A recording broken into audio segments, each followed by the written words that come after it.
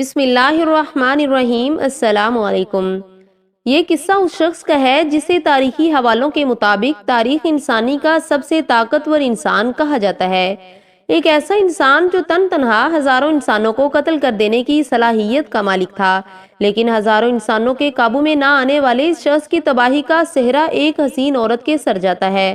حضرت موسیٰ علیہ السلام اس دنیا سے پردہ فرمانے کے کچھ عرصہ بعد تک قوم بنی اسرائیل اپنے زمین پر سکون کے ساتھ رہی۔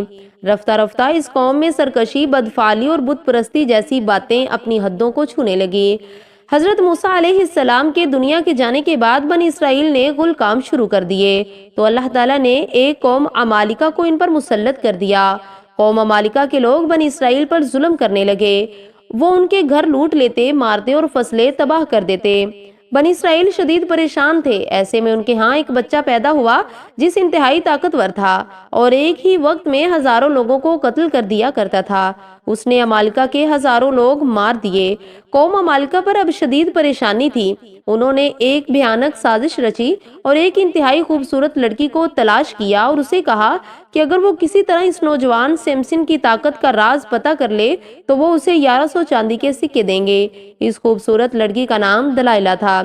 دلائلہ نے سمسن کو اپنی محبت کے جال میں پھنسایا اور اس سے پوچھنے لگی کہ تمہاری طاقت کا راز کیا ہے۔ شروع میں سمسن نے اسے نہیں بتایا، لیکن پھر ایک دن اس نے بتا دیا کہ جب سے وہ پیدا ہوا ہے اس کے بال نہیں کاٹے گئے اور اسی میں اس کی طاقت کا راز ہے۔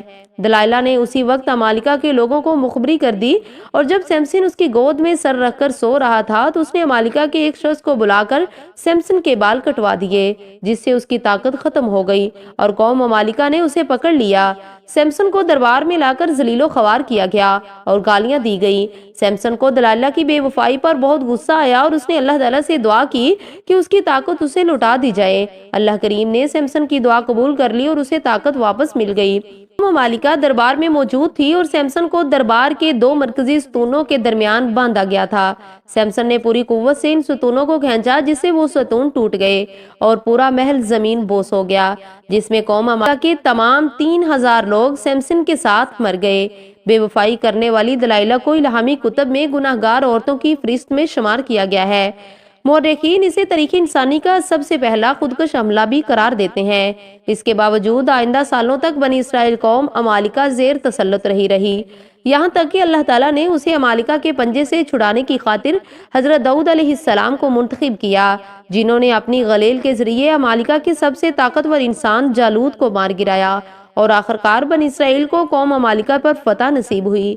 یہ واقعہ بائبل اور تالمود میں موجود ہے، جبکہ مختلف مسلمان مورخین نے بھی اسے اپنی تفاسیر اور تاریخی کتابوں میں شامل کر لیا۔ امید ہے کہ آپ کو ویڈیو اچھی لگی ہوگی۔ ویڈیو کو لائک اور زیادہ سے زیادہ شیئر ضرور کریں۔ ملتے ہیں ایک اور نئی ویڈیو کے ساتھ۔ وعلیکم السلام ورحمۃ اللہ وبرکاتہ۔